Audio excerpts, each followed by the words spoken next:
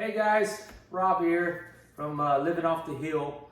So tonight, Tina asked me to make her some stuffed jalapenos, to make some stuffed jalapenos. So these are my ingredients. I'm gonna have some jalapenos. I've got some Gulf shrimp. I got some shredded cheese. I've got some bacon. She actually purchased Applewood. Any bacon work, but she purchased Applewood bacon and some cream cheese. Let me chop this all up. And then we'll get back to when I stuff them. We'll show you how to stuff them up. And then I'm also going to talk to you about the grill temperature, because it's very important about grill temperature when you're doing these stuffed jalapenos.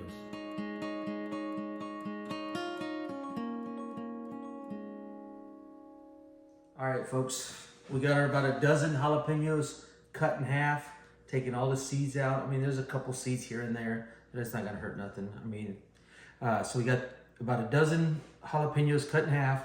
We got about a pound of shrimp, and we got a block of cream cheese. And so what I'm gonna do now is I'm gonna put the shrimp, already washed my hands and everything. So I'm gonna put the shrimp inside the bowl, like so. And then I'm going to put this block of cream cheese in there. Okay, and then I'm gonna put about, you guys asked me to measure everything. Let me go ahead and measure it. Here we go. About a cup of cheese.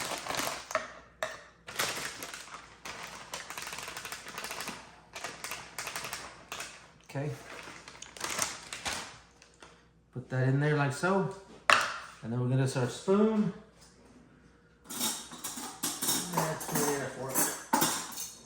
We're gonna mix all this together. This is gonna be our filling for our jalapenos. Mix this all together. It might take a little while to get that block done. Smushed out. That's good, babe. All right, folks. So I went ahead and stuffed the jalapenos. I've got the cream cheese and the shrimp already inside there. They kind of look like that. They're kind of messy. Sometimes when you're putting them together, you just got to get them there with your hands and everything and stuff them in there. It's a lot easier sometimes than trying to use a knife. I just kind of stuff them with my hands, get them in there. Got a bacon cut in half, and then we're going to start wrapping them. A lot of people use toothpicks inside of it, but I've learned that it's just not necessary. If you wrap them, and when I'm going to put them on the grill, I don't flip them or nothing. So once they're wrapped, I put them on my grill, because I get the temperature of the grill just right. I can just set them in one spot, and the whole time of their cooking process will never leave that one spot. So there's really no reason to put a toothpick in them. So Tina's gonna start wrapping them up. I'm the sous chef. She's a sous chef. She's my sous chef. His assistant. Yeah. So we just start from the top like so, give it one wrap, and just wrap it around. Just wrap it around just like that. You know, I've noticed the thinner bacon works a little better too. You can get the thick cut, and it just so much bacon on there. This is not so much bacon because the bacon's thinner. The thinner is it's more stretchy too. It'll kind of wrap a little bit better. Yeah. So we'll wrap these. These up. are my favorite things that Robert makes. My very favorite in the world. Even more than the etouffee I make. Etouffee is pretty amazing too. So. But you know, a lot of times people say like, oh, your date night. What are you going to do on date night? Well, this is our date night, guys. This is our date night. So my favorite thing, Robert, well, there's like one restaurant, a Mexican food restaurant I love to go to. But a lot of times Robert will call me and he'll say, do you want to go out to eat tonight on the weekend? And I'll say, let's just make jalapeno poppers and stay in. And so we make the jalapeno poppers and we stay in. Yeah. She loves them that much. I do. I love them that much. And it's kind of a thing we can do together too, because she always helps me when I make them. So yeah, we enjoy each other's company, making them, talk about our day or our week. That it usually happens on the weekend. So we talk about our week that we had, things that's gone on at work. Yeah. So today, a funny thing, actually, well, it's Saturday morning. I went and had breakfast with some girlfriends of mine this morning, and Robert had to go to work, and then we talked to you guys in our little midweek meetup about the Greek festival that was going on in downtown Houston this weekend. So Robert got off work today. He was supposed to meet Bennett downtown at the Greek festival. And I actually have Carly tonight, so my day's been kind of busy with that. And so Robert got home and I said, what happened to the Greek festival? And he said, well, I called Bennett and I was waiting for him, like Robert got off work at 3 and Bennett was supposed to be down there at 3 or 3:30, they were going to meet up. Right. And Bennett was not anywhere near Houston at the time. So he was still like an hour away. So Robert called him and he's like, hey, what's going on? I'm already down here. Where you at? And Bennett said, what did he say? He says, Dad, I'm going to go to the festival. I didn't really want to meet you there. And I'm like, I thought the whole purpose of me going is to meet you down there. So he's like, he's just going to, if we run into each other, that'd be great. If you like happen to bump into each other at the festival, then you know it's okay. But Bennett planned to go on his own, not with his dad. No. So I thought we were like going to go like almost like, you know, couple thing, go down there and hang out like together. Be buddies. Yeah. But you know, when your kids don't want to be your buddy. Right. He just said, oh, I'm not going down there to see you, Dad. I'm going to go down there to see the festival. So poor Robert today, he had to deal with his Bennett didn't want to be his buddy today. Yeah. He was like, no, Dad, we need more bacon. Yeah, he's like, no, Dad, I don't want to go with you. If I saw you, it'd be okay, but I don't want to go with you. So I ended up turning around and go home. So Robert came home kind of sad, like bummed, you know, my boy don't want to be my buddy. So anyway, Bennett's at the Greek festival, so hopefully he'll get some footage of that and we can share that with you guys. So this is what, we need to get one more piece of bacon. I got more bacon. But this is what they look like after they're done. And now the next segment, I'll go out there and get the barbecue pit and the charcoal ready, and I'll show you that. All right, guys, so we're out here at the charcoal now. We've got my go-to Las Pinos from Mexico, the mesquite charcoal, and I've also got my Kingsford briquettes. I've got them all TP'd up here in a circle. I've already put some charcoal fluid light up here. I'm gonna go ahead and light it. You can probably see it a little better. So I've got them all just kind of in a TP right now. And what I'll do is I'll go ahead and light it up, and I'm gonna get them nice and hot. And once they get nice and hot, then I'll start choking the temperature down.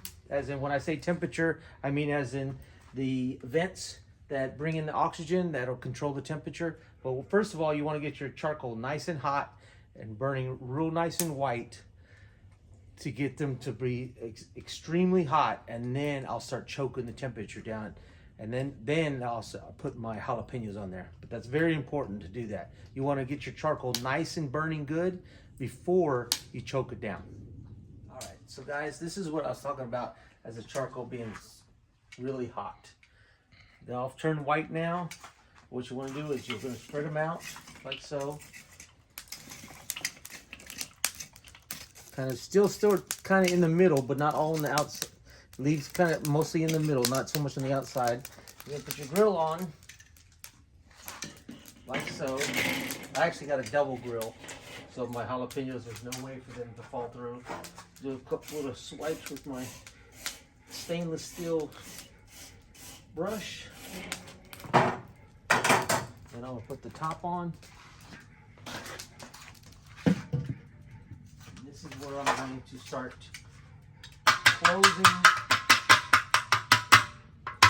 the vents from the top. I'm going to put just a very little bit of hole opening, so just a very little bit of oxygen can get in there. And I'm going to close down my bottom the same way. Just a very little small hole be on the bottom. I know you guys can't see this, but if you have a charcoal Weber like mine, you'll know what I'm talking about. Very small hole here, very small hole there. I'm letting very little oxygen in. It's going to have my temperature start dropping now. And once it drops, I'll let it sit here just like this. I won't put the jalapenos on yet. I'll let it sit here for about 15 minutes. And that'll bring the temperature down. And then after about 15 minutes, I'll put the jalapenos on there. And they'll take about an hour to cook. But we'll see you in a little bit. All right, guys, about 15 minutes has passed. I actually got a little bit of shrimp extra. So I made little shish kebabs. Put those on the edge, just like this. And then what I'll do, what I'll do is I'll line the edge with these jalapeno poppers. I don't put them in the middle of the fire. I put them on the edge, just like this. All on the edge. So that most of the heat is right here. I'm gonna put it just like this. Tina sometimes helps me with this. Sometimes we'll have like a whole barbecue tray full of them. But this night, we're not gonna have as many. Just like this. And these jalapenos, if you notice, I put them, the cheese part facing up. Just like that. Kind of running out of room. Just like that, on the edge. The heat's right here, and you get your jalapenos on the edge. And they'll take about 45 minutes to an hour. And we'll see you back when we take them off. All right. So they've been on the grill for about an hour and 15 minutes. We're going to go and start taking them off.